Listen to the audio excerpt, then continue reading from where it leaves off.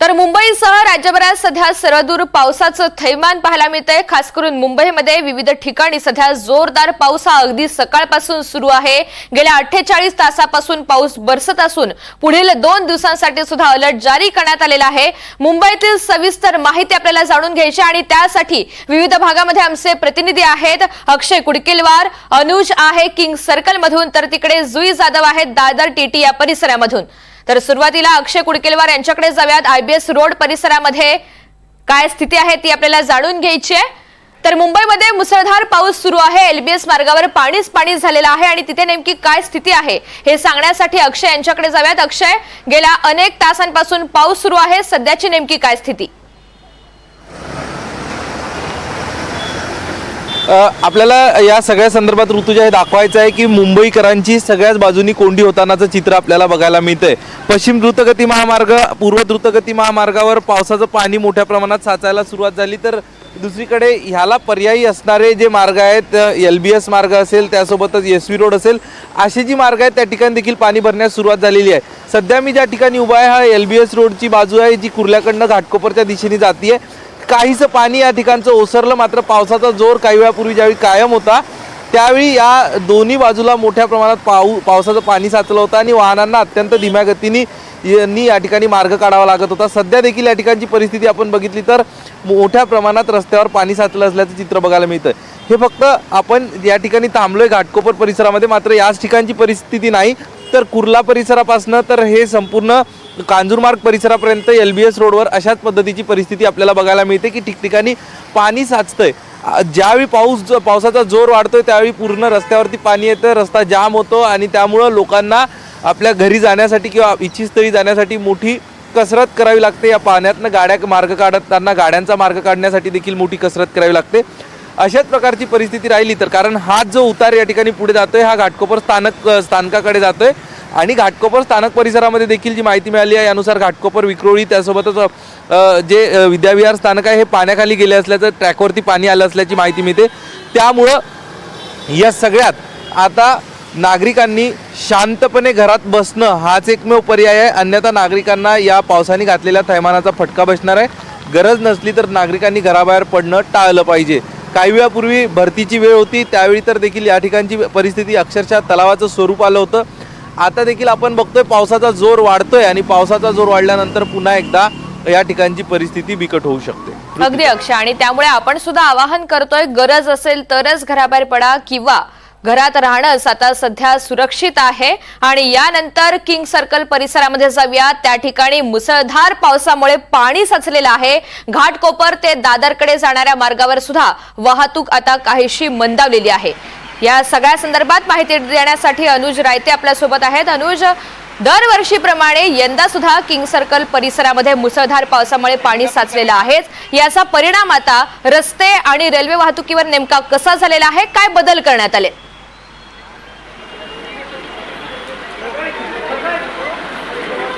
ऋतुजा अगदी बरोबर। King सर्कलवरची situation आपण थोड्या वेळात त्याचा आढावा घेतला आणि आपल्याला कळलं की सकाळपासून तिथे पाण्याची तुंबी तशीच आहे जशी आधी होती। पण मी सध्या क्रांतीनगरमध्ये उभा आहे। कुर्लाचे क्रांतीनगरचा हा तो भाग आहे ज्याबद्दल चीफ मिनिस्टर देवेंद्र फडणवीस थोड्या वेळाआधी बोलत होते। त्यांनी सांगितलं की एनडीआरएफ आणि एसडीआरएफचे बरेच सारे टीम्स जे आहेत ते इथे डिप्लॉय केलेले गेलेले आहेत। आपण आपल्या स्क्रीनवर जसं बघू शकतो की इकडे जे घर आहे त्याची हाईट फार छोटी असल्यामुळे जे वॉटर लॉगिंग किंवा जी पाण्याची तुंबी इथे झालेली त्यामुळे अर्ध्याहून जास्त घरं हे पाण्याच्या खाली आलेले आहेत, ते आपण बघतोय। आणि इथल्या जसं आपल्याला सीएमने आधी कन्फर्म केलं आहे, नंतर इथल्या एसडीआरएफ आणि एनडीआरएफच्या पण पर्सनलने आम्हाला सांगितलं की 300 ते 400 लोकांना इथून सुखरूप बाहेर जवळच्या बीएमसी स्कूलमध्ये हलवण्यात आलेले आहेत। आणि त्यासोबत अजूनही बाकीचे इथले काही रहिवासी आहेत ज्यांना ते इथनं मूव्ह करून दुसरीकडे एका सेफ जागेवर नेऊन पोहोचवण्याचं काम करणार आहेत। तर इथे अजून 2 गोष्टी फार महत्त्वाच्या बनतात। पहिली गोष्ट की हा जो भाग आहे क्रांतीनगरचा, हा एक मिठी नदीची, आपली मिठी नदी आहे त्याच्या साईडला येणारा भाग आहे, म्हणजे खालची बाजू असते मिठी नदीची, तिथे हा भाग येतो। आणि त्यामुळेच आपण बघतोय की कसं जे पाणी सकाळपासून इथे साठून बसलेलं आहे आणि जी हाय टाईड आली त्यामुळे ह्या पाण्याला ओसरून जाण्यासाठी अजिबातच चान्स नाही भेटला। आणि त्यामुळेच आपण बघतोय की जी लेवल पाण्याची सकाळी होती त्याहून कदाचित थोडी कमी झालेली आहेत असं इथल्या स्थानिकांचं म्हणणं आहे। पण अजूनही असं वाटत नाही की पूर्णपणे येणाऱ्या काही तासांमध्ये ही जागा पूर्णपणे ड्राय किंवा स्वच्छ होऊ शकते. आणि ऑन दी अदर हँड आपण बघतोय की कसे पावसाची तीव्रता जी आहे ती हालाकी कमी जास्त थोडी होती, पण पाऊस हा कंटिन्युअसली इथे पडतोय. आणि जसं तू बोलली की इथे ट्रॅफिक, आणि जसं अक्षयने पण आपल्याला आधी सांगितलं की ह्या पूर्ण पावसाच्या खोळंब्यामुळे आसपासच्या सगळ्या एरियाजमध्ये ट्रॅफिक आणि ट्रॅफिकचं डायव्हर्जनही फार मोठ्या प्रमाणात करण्यात आलेलं आहे. आपण बघतोय की जे युज्युअल रूट्स असतात त्यांना बंद करून जे लो लाईंग एरियाज आहेत तिथे इतकं सारं पाणी भरलेलं आहे. मग ते कुर्ला असो, सायन असो, माटुंगा असो किंवा गांधी मार्केट असो, तिकडे इतकं सारं पाणी भरलेलं आहे की लोकांना दुसरे डायव्हर्जंट रूट घेऊन ट्रॅव्हल करण्याचा त्यांच्यावर चान्स आलेला आहे. आणि त्यामुळे जे मेन काही रस्ते जे लो लाईंग एरियाजमध्ये पडत नाही त्यावर खूप जास्त प्रेशर पडून जी ट्रॅफिक जी आहे ती एका फार धीम्या गतीने आपल्याला पुढे सरकताना दिसतंय. पण सध्याची अपडेट क्रांतीनगरमधनं ही आहे की पाण्याची लेवल जरी 2 तासापेक्षा थोडी कमी झाली असली तरी पूर्णपणे पाणी निथरून जाण्यासाठी अजूनही बराच वेळ लागेल. त्यामुळे आपण बघतोय की ते NDRFचे जे संघ आहेत किंवा BMCचे जे कर्मचारी आहेत जे सकाळपासून इथे कार्यरत आहेत ते अजूनही इथेच आहे. दे वॉन्ट मेक शुअर की पुढच्या 2 ते 3 तासामध्ये जोपर्यंत या जागेला एक सेफ जागा म्हणून डिक्लेअर केलं जात नाही तोपर्यंत ते इथेच कार्यरत असणार आहे. Back to the studio. अगदी अनुज, जी स्थिती तुम्ही दाखवताय त्यानुसार आपण पाहू शकतो गुडघाभर पाणी आहे आणि त्या ठिकाणावरून थेट तुम्ही हा सगळा आढावा घेतलेला आहे. यानंतर आपण दादर परिसरातली स्थिती जुईकडनं जाणून घेणार आहोत. मात्र त्यापूर्वी ठाण्यातनं अत्यंत महत्वाची बातमी समोर येते. ठाण्यातील लोकमान्य नगर परिसरामध्ये दरड कोसळलेली आहे. संतोष पाटील नगरमध्ये घरावर दरड कोसळलेली आहे आणि त्यामुळे प्रचंड नुकसान झालंय. या सगळ्या घटनेमध्ये एक व्यक्ती जखमी झाल्याची माहिती मिळतेय. तर एकीकडे मुसळधार पाऊस पालघर, ठाणे, मुंबई परिसरामध्ये आणि ठाण्यातील लोकमान्य नगर परिसरामध्ये दरड कोसळलेली आहे. या दुर्घटनेमध्ये प्रचंड नुकसान झालेलं असून एक व्यक्ती जखमी झाल्याची सध्या प्राथमिक माहिती समोर येते. संतोष पाटील नगरमध्ये ही संपूर्ण घटना घडलेली आहे. रिजवान शेख आपल्या सोबत आहेत. अधिकची माहिती जाणून घेऊयात. रिजवान, नेमकं किती नुकसान झालेलं आहे आणि एक जण जखमी असल्याची माहिती मिळतेय. आपण जर पाहिलं ठाण्यातील लोकमान नगर परिसरातील संतोष पाटील या व्यक्तीच्या घरावरती दरड कोसळलेला आहे आणि यामध्ये एक व्यक्ती देखील जखमी झालेला आहे. त्याला जवळच्या शासकीय रुग्णालय छत्रपती शिवाजी महाराज या रुग्णालयामध्ये दाखल करण्यात आलेले आहे. यामध्ये घरात नुकसान झालेलं आहे. तो घर मालक आहे, त्याचं नाव जय म्हात्रे आहे. तो ठाण्यातील लोकमान नगर या परिसरामध्ये राहतो. परंतु ज्या पद्धतीने याच्या घरावरती म्हणजे जो व्यक्ती याच्यामध्ये गंभीर स्वरूपात जखमी झालेला आहे संतोष पाटील, त्याला जवळच्या शासकीय रुग्णालयामध्ये दाखल करण्यात आलेला आहे. ज्या पद्धतीने ठाण्याच्या जो लोकमान नगर परिसर आहे त्या ठिकाणी मोठ्या प्रमाणात लोक एक हाडला लागूनच राहतात. त्यामुळे अशा पद्धतीने 2 दिवसापासून सातत्याने पाऊस पडत आहे. त्यामुळे जर महानगरपालिकेने पहाडच्या आजूबाजूला राहणाऱ्या सर्व लोकांना जर सुरक्षा दृष्टिकोनातून जर दुसऱ्या ठिकाणी स्थलांतरित केला, कुठल्या शाळेमध्ये जर ठेवला तर मोठी दुर्घटना या ठिकाणी टाळता येईल. परंतु सध्या तरी महानगरपालिकेच्या वतीने कुठल्याही प्रकारचा निर्णय हा आतापर्यंत घेण्यात आला. अगदी धन्यवाद सविस्तर माहितीसाठी.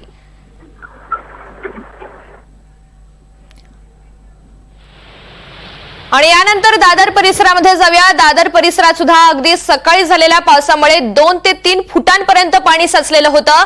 अनेक गाड्या पाण्यामध्ये बंद पडल्याचं चित्र पाहायला मिळालं. आता नेमकी काय स्थिती आहे या संदर्भात अधिकची माहिती देण्यासाठी आपल्यासोबत जुई जाधव आहेत. जुई, दादरच्या कोणत्या परिसरामध्ये सध्या तू आहेस? काय स्थिती आहे? प्रशासनाचं नेमकं काय नियोजन पाहायला मिळतंय?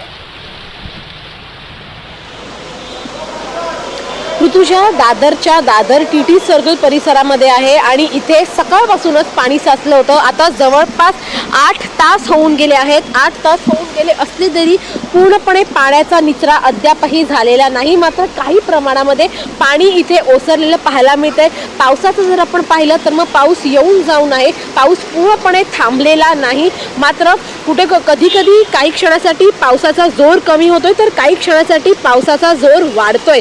केवळ पाऊसच नाही तर मग वारे देखील वाहत आहे तिथे मोठ्या वेगाने. आणि त्या सगळ्यामुळे आपण पाहतोय की पाण्याचा निचरा करण्यासाठी मुंबई महानगरपालिकेकडून ते शर्थीचे प्रयत्न केले जात आहेत. मात्र त्या प्रयत्नांना यश मिळत नाहीये. सकाळी भरतीच्या वेळी देखील मुसळधार पाऊस पडत होता, त्यामुळे देखील हे पाणी इथे साचलं होतं. मात्र आता बऱ्यापैकी इथे पाणी ओसरलं आहे.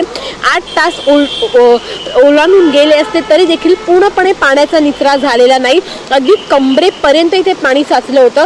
रस्त्याच्या दुसऱ्या बाजूला जर आपण पाहिलं तर मग दादरचं टिळक ब्रिज आहे. त्या टिळक ब्रिज परिसरामध्ये मात्र पाणी अद्यापही जैसे ते आहे.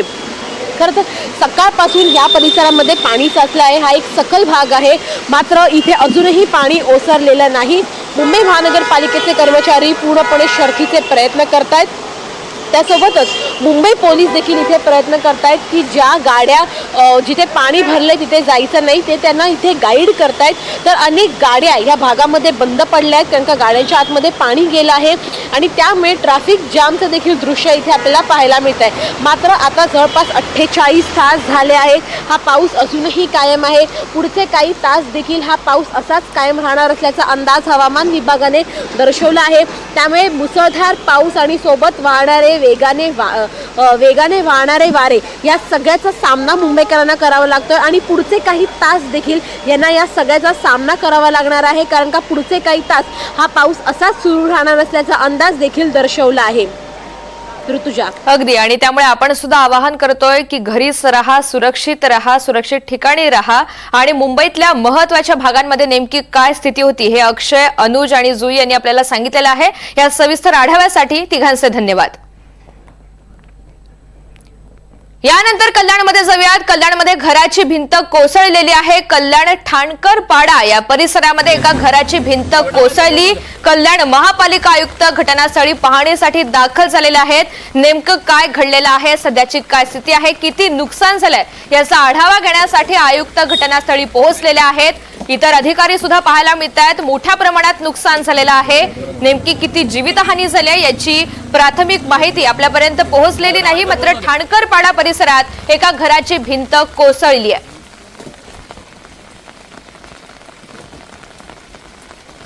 ठाणकरपाडामध्ये दुर्गानगरमध्ये ही परदेशी चाळ आहे, तेथील प्रजापतीचा, त्यातील हे घर बंद होतं, त्याची भिंत कोसळली आहे. त्याच्यामुळे त्याच्या मागच्या जो घर आहे त्या घरातली भिंत पण सुटलेली आहे. तिथे भाडेकरू राहतात, त्यांचं सामान आता आम्ही शिफ्ट करायला सांगितलं त्यांना, कारण ती भिंत पण कधी पण कोसळण्याची शक्यता आहे. आज सुदैवाने शाळेला सुट्टी असल्यामुळे मुलांचा वावर कमी असल्यामुळे आज काही दुर्घटना घडली नाही, पण भविष्यात होऊ नये म्हणून ती भिंत पण काढून घेतात. दुखापत वगैरे झाली नाहीये, पण भविष्यात कोणाला तिथे परत त्रास होऊ नये म्हणून बाकीचा धोकादायक स्ट्रक्चर पण काढून घेतात. मनोज सातवी आपल्या सोबत आहेत. अधिकची माहिती जाणून घेऊयात. मनोज, कसं बचाव कार्य राबवलं जात आहे? ऋतुजा, वसई, विरार, नाला चौपारा या परिसरामध्ये सध्या पूर स्थिती निर्माण झालेली आहे. सर्व महत्वाचे रस्ते हे जलमय झालेले आहेत आणि काही ठिकाणी लोक अडकल्याची आपल्याला माहिती मिळते. दृश्यांमध्ये आपण पाहू शकतोय वसईच्या बोईतापाडा या ठिकाणी जवळपास 50 ते 60 लोक अडकलेली होती. त्यांना अग्निशमन दलाच्या जवानांकडून सुखरूप बाहेर काढण्याचं काम सध्या युद्ध पातळीवर सुरू आहे. मात्र असेच वसई पूर्वेला सारजामोरी या ठिकाणी 5 जण अडकलेले आहेत आणि प्रशासनाकडून त्यांना बाहेर काढण्याचे देखील प्रयत्न आता सुरू आहेत. जो वसई विरार या महानगरपालिका क्षेत्रातला सखल भाग होता तो पूर्णपणे पाण्याखाली गेलेला आहे. पाण्याचा निचरा होण्यासाठी जी व्यवस्था अपेक्षित होती ती कुठेही दिसून आली नाही. जे पाण्याचे निचरा करण्यासाठी महापालिकेकडून काही ठिकाणी पंप लावण्यात आले होते, पण या मुसळधार पावसामुळे सर्व यंत्रणा फेल ठरलेली आहे आणि त्यामुळं शहरात मोठ्या प्रमाणात पूरस्थिती निर्माण झालेली आहे आणि अनेक लोकांना याचा मोठा फटका बसल्याचा आपल्याला पाहायला मिळतोय. मात्र अग्निशमन दलाच्या जवानांकडून ज्या ज्या ठिकाणी लोक अडकलेली आहेत त्यांना सुखरूपपणे बाहेर काढण्याचं काम सध्या महापालिकेच्या अग्निशमन दलाकडून सुरू आहे. ऋतुजा, अगदी धन्यवाद सविस्तर माहितीसाठी.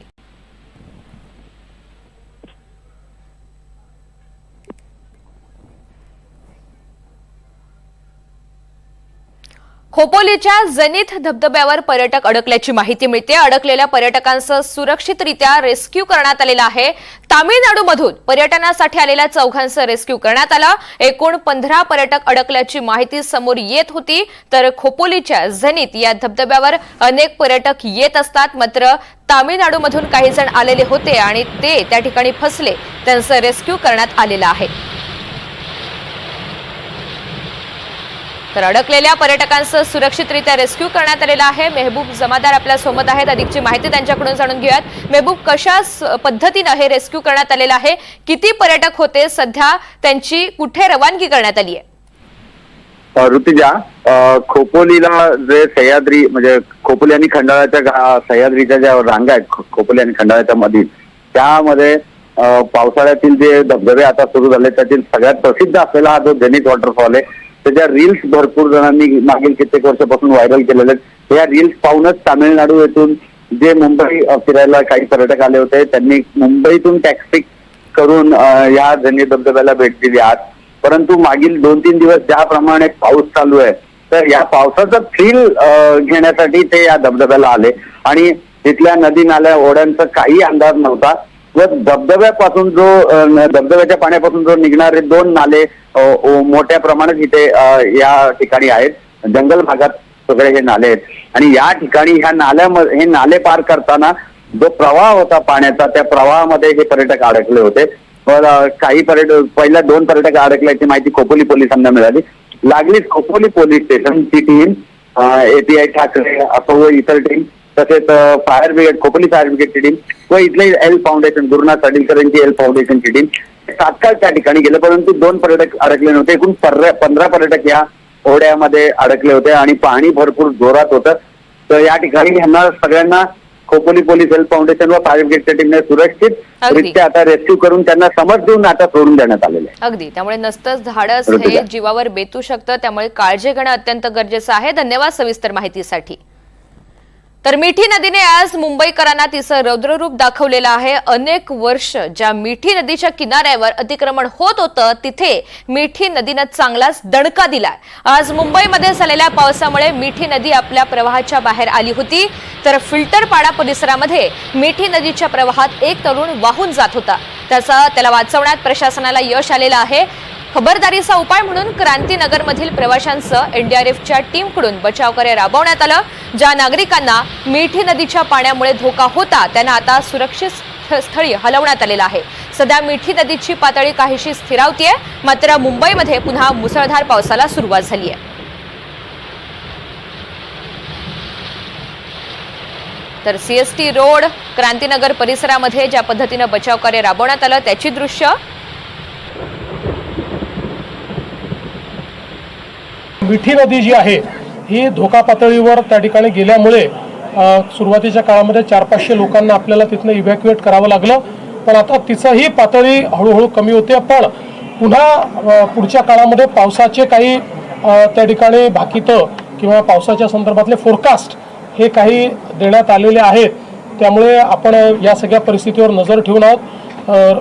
आपले जे राज्याचे उपमुख्यमंत्री आहेत एकनाथराव शिंदेजी हे स्वतः त्या ठिकाणी रस्त्यावर जिथे प्रॉब्लेम्स आहेत तिथे गेलेले आहेत. मिठी नदीवर देखील ते गेलेले आहेत आणि त्या ठिकाणी सगळ्या गोष्टी नियंत्रणात आणण्याचा प्रयत्न चाललेला आहे.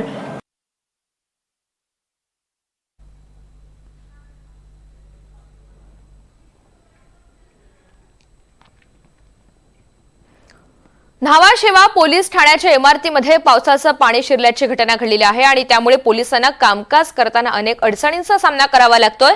एकंदरीत प्रशासनाच्या नाकर्तेपणामुळे नागरिकांच्या सुरक्षेसाठी नेहमी तत्पर असणारे पोलीसच आता निसर्गाच्या विळख्यात आल्याचं चित्र आहे. त्यामुळे पोलीसच असुरक्षित झालेले आहेत असं एक आपल्याला चित्र पाहायला मिळतंय. न्हावाशेवा पोलीस ठाण्याच्या इमारतीमध्ये पावसाचं पाणी शिरलेलं आहे. या संपूर्ण परिसरामध्ये मोठ्या प्रमाणात पाणी साचलंय. त्यामुळे पोलिसांना कामकाज करताना अनेक अडचणींचा सामना करावा लागतोय. तानसा नदीवरील पंढरतारा पूल पाण्याखाली गेलेला आहे आणि त्यामुळे 6 ते 7 गावांचा संपर्क तुटलाय. जिल्ह्यामधील सर्व नद्यांनी धोक्याची पातळी ओलांडलेली आहे. तानसा नदीच्या किनाऱ्यावरून या सगळ्याचा आढावा घेतलेला आहे आमचे प्रतिनिधी मनोज सातवी यांनी.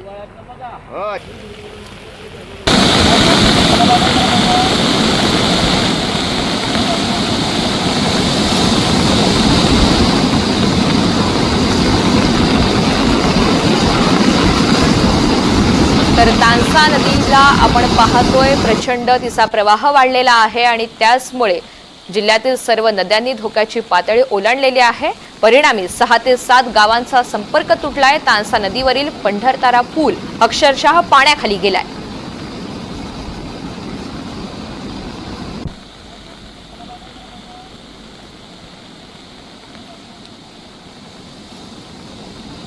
मुंबईमध्ये झालेल्या मुसळधार पावसानं धारावीमधील जनजीवन विस्कळीत झालेलं आहे. अरुंद गल्लीबोळ पाण्यानं तुंबलेले आहेत, नाले ओसंडून वाहू लागलेले आहेत आणि झोपडपट्ट्या तसंच रस्त्यालगतच्या दुकानात मोठ्या प्रमाणात पाणी शिरलंय.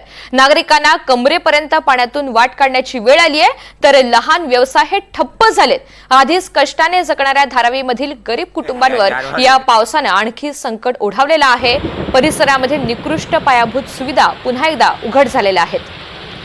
धारावीमध्ये नेमकी काय स्थिती आहे हे आपण पाहतोय. मुसळधार पावसानं धारावीमधील जनजीवन अक्षरशः विस्कळीत केलेलं आहे. एकीकडे अरुंद रस्ते आणि त्यामुळे मोठ्या प्रमाणात पाणी साचलेलं आहे, पाणी तुंबलेलं आहे, नाले ओसंडून वाहू लागलेले आहेत आणि याचा थेट फटका इथल्या नागरिकांना भोगावा लागतोय.